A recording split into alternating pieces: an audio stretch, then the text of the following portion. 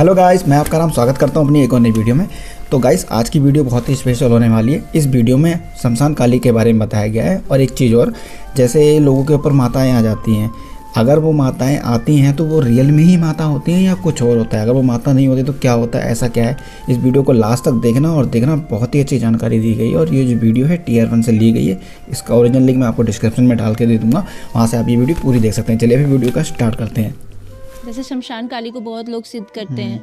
शमशान काली को खूनी को ऐसा कहा जाता है कि वो शमशानी भैरव मतलब जो होते हैं, और शमशान काली इनको अगर आपसे इनको कोई काम इनसे कोई काम कराना है आपको, तो उनको खून ही देना होता है।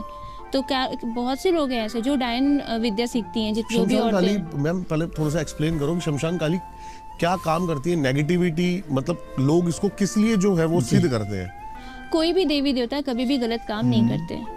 ये मैं सबसे पहले बताना चाहती हूँ। वो माँ है, वो सबकी माँ है, वो भूतों की भी माँ है और इंसानों की भी माँ है। भूत भी उनके संतान होते हैं, जैसा कि शिव और पार्वती का जो ये रूप है ना, महाकाल और महाकाली का, ये भूतों को भी अपने साथ लेके चलते हैं और इंसानों को भी। तो ये पक्षपात नहीं करते किसी में। पर इसमें क्या होता है कि बहुत से साधक जो भी साधनाएं करते, तो साधना और तंत्र विद्या जो बनी थी किसी के अच्छाई के लिए, किसी के भले के लिए बनी मतलब थी। जैसे अगर आप चाहते हो कि मेरा पति है, मेरी पत्नी किसी इच्छा की पूर्ति के लिए हम उसे यूज करते। कहीं कहीं पे क्या था कि आपने देखा होगा कि किसी जगह, जैसे मान लो कोई पति पत्नी है जी, मान लो आपकी शादी होगी किसी से और आप किसी और के संपर्क में, तो आपकी पत्नी को ऐसा लगता है कि नहीं आप मतलब मेरे पति हो, तो फिर आपका पूरा जो भी ध्यान है, जो भी पूरा आपका व्यक्तित्व उनके लिए होना चाहिए, उनका आपके लिए होना चाहिए, दूसरी औरत उसमें इन्वॉल्व नहीं होनी चाहिए। इस जगह के लिए भी तंत्र बना था कि हाँ इस जगह पर हम इस चीज़ का यूज़ कर सकते हैं। पर मैक्सिमम आज क्या होता है, तंत्र विद्या का यूज़ गलत चीज़ों में होता है। और आप जब गलत चीज़ों का यूज़ करते हो तब तक खून की बलि जाती ही जाती है। बिना खून के देवी देवता कार्य नहीं, ये बात तो है। लोगों का कहना तो है कि देवी देवता बलि मांगते हैं, कि देवी देवता बलि नहीं देते, बिल्कुल देते हैं। है। देवी देवता को आपके बलि की और आपके खून की जरूरत नहीं है। और देवी देवता खुद स्वर्ग से उतर के आपका काम कभी नहीं करने आते।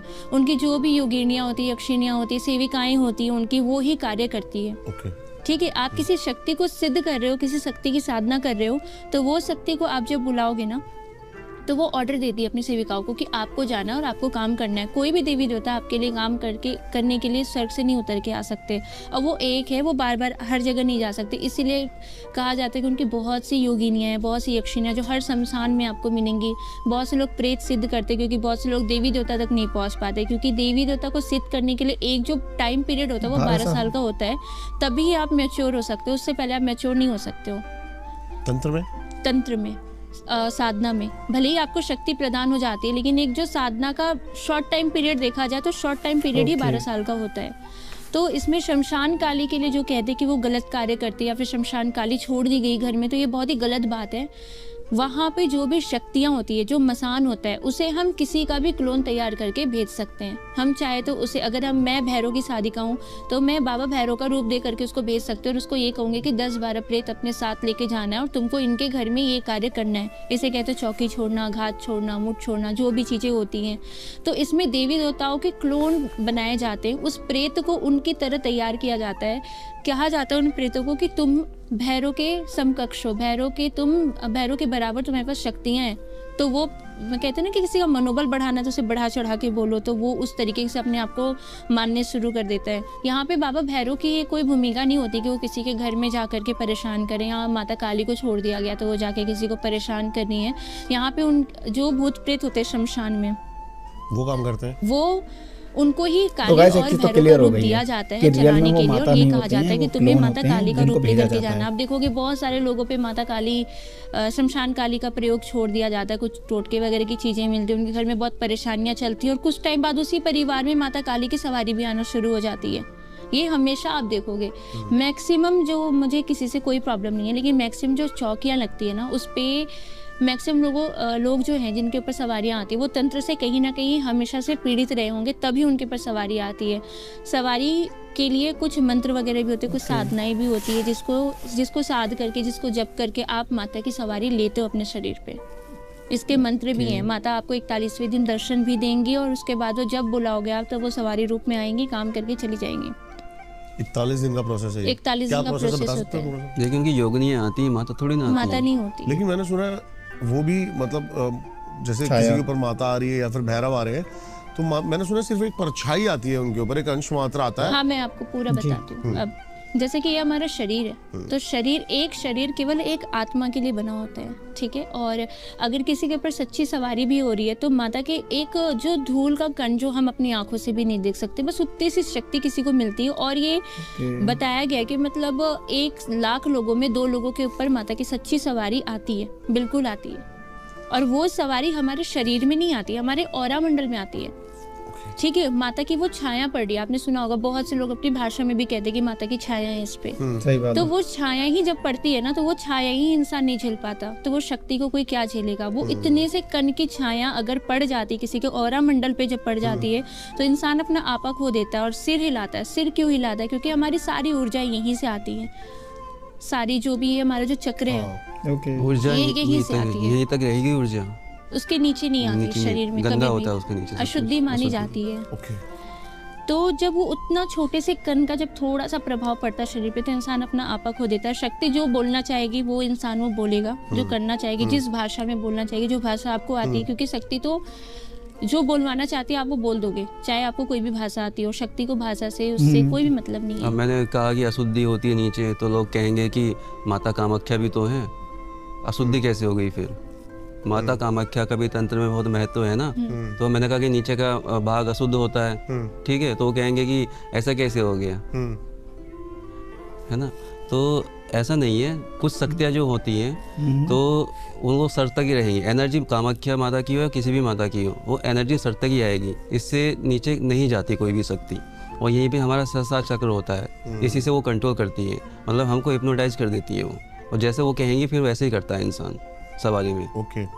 अच्छा, जैसे मैम ने मेरे को भी बताया कि चौकी घाल बता रहे थे आप, क्या बोल रहे थे? घात जो भी हाँ, हमारे यहाँ बोलते हैं घाल घालना। तो ये सबसे कॉमन चीज है जो हम शुरू से सुनते आए हैं तंत्र में, कि किसी पे भी कुछ करवा दिया। प्रोसेस क्या है इसका होने का, और ये काम करती है एक्चुअली? बिल्कुल काम करती है। प्रोसेस इसका ये होता है, जैसे कि मान लो मुझे, अब मैं आप मेरे सामने बैठे तो मैं आपको ही बताती हूँ। जैसे मान लो आपसे मेरी कोई दुश्मनी है और घात छोड़ने की मैंने सोच ली, मैंने सोच लिया कि आपको बिल्कुल मारना ही है या फिर आपके पूरे परिवार का नाश ही करना है, साथ में आपका भी करना, और आप उनकी हेल्प भी ना कर पाओ। तो घात 2 तरीके की होती है।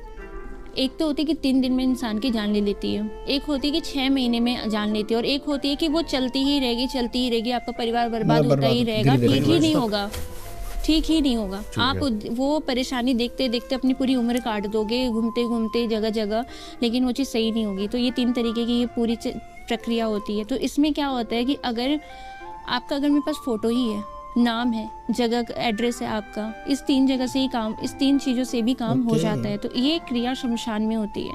शमशान जागृत करके फिर उसके बाद जो भी वहाँ पे शक्तियाँ होती हैं उनको वो भोग दिया जाता है, और उनको वही जो मैंने आपको बताया कि भैरव, अगर मैं भैरव बाबा की शादी कहूँ तो भैरव का रूप दूंगी, और अगर माता काली की शादी कहूँ तो माता काली का रूप तैयार करूँगी। और उस प्रेत को मैं ये कहूँगी, वो मसानी जो भी है, उनका कोई स्ट्रक्चर नहीं होता, उनको आप जिस स्ट्रक्चर में ढालना चाहोगे वो ढल जाएंगे। तो उनको कहा जाता है कि तुम उनके बराबर हो, तुम ये बन के जाओ, ठीक है, तुम बाबा भैरव की तरह, तुम्हारे आगे पीछे कोई नहीं है तुम्हें रोकने वाला। उनको इस तरीके से बोला जाता है। उनको फिर वहाँ पे बलि दी जाती है, बिना बलि के कोई भी तंत्र क्रिया नहीं होती है, ना ही तो काटी जाती है। ये मैं क्लियरली बताती हूँ। कोई भी महाविद्या का अगर महायज्ञ हो रहा है तो उसमें बिना बलि की चीजें नहीं होती। मैम, मेरे को आज तक एक लॉजिक समझ नहीं आया, किसी का नुकसान करा के, जैसे मैं अपने बारे में सोचूं अगर, तो मैं सोचूंगा मैं इसका नुकसान करा दूं, इसके ऊपर घाल गलवा दूं। मैं अगर मेरे पास वहां से कुछ बेनिफिट आ रहा है कि मेरे को 100 करोड़ 200 करोड़ मिल जाएंगे, चल ये करके, तो मैं करूंगा ये। वरना मेरे को क्या मतलब किसी से। मैं देखो, लोग जो होते हैं ना बहुत नीच मानसिकता के होते हैं, ठीक है। हर कोई आप जैसा नहीं होगा, या इनके जैसा नहीं होगा, या मेरे जैसा नहीं होगा। मैं लॉजिक नहीं समझ पाया इसके पीछे का आज तक, कि सामने वाले को तंत्र से नुकसान करा के फायदा क्या है, क्योंकि बैकफायर तो तंत्र का होना एक दिन बिल्कुल होगा। बैकफायर होता ही नहीं है, लोग मिल नहीं पाते हैं उसको ठीक करने वाले, तो इंसान चला ही जाता है। ये समझ लो कि इस दुनिया में 60% ना लोग तंत्र से परेशान हैं पूरी दुनिया में। ओके। इतनी भीड़ है और सही करने वाला कोई है नहीं, बहुत कम है। बोलते समय कि मैं ठीक कर दूंगा, लेकिन करने वाला कोई है नहीं। लोग कहेंगे कि क्या हम ही ठीक करते हैं? नहीं, ठीक बहुत लोग करते हैं, ऐसा नहीं है, लेकिन सही लोग मिल नहीं पाते जल्दी से। दिक्कत ये है। और जैसे अब दिवाली भी आ रही है, दिवाली आ रही है तो अभी हांडियाँ उड़ेंगी बहुत ज़्यादा। वही घाल घालना चौकियाँ। हाँ, उसको हांडी उड़ाना भी बोलते हैं, घाल भी बोलते हैं। अगर जैसे कोई देख ले कि हांडी उड़ते हुए, जैसे किसी ने किसी के नाम से छोड़ दी, अगर कोई जानकार है, मैं भी बता देता हूँ, अगर किसी ने कोई हांडी उड़ते हुए देख रहा है ना, तो बस थोड़ा सा कट करके ना हांडी को देखते हुए ना ज़मीन पे खून गिरा दे। वो हांडी निष्क्रिय हो जाएगी, वो काम ही नहीं करेगी। उसको काटने का तरीका है हांडी को। ओके। तो गाइस वीडियो कैसे लगी कमेंट कर बताएं। इसका ओरिजिनल लिंक मैं डिस्क्रिप्शन में दे दूंगा। और हाँ, एक चीज़ ध्यान रखना गाइस, इन सब चीज़ों को ना बहुत हल्के में मत लो, इन सब चीज़ों को सीरियसली ले लो। अगर आपके साथ ये चीज़ हो रही है, हो चुकी या होने वाली है, आपको लग रहा है कि कोई कर सकता है, तो बेटर है किसी अर्जी फर्जी के चक्कर में ना पड़ो। कोई अच्छा जेन्युइन बंदा देखो जिसके बारे में पहले ही डिटेल तक पता कर लो, क्योंकि ऐसे लोग बहुत कम मिलते हैं, इससे बहुत फ्रॉड भी होते हैं। चलिए फिर बाय बाय, तब तक के लिए मिलते हैं नेक्स्ट वीडियो में।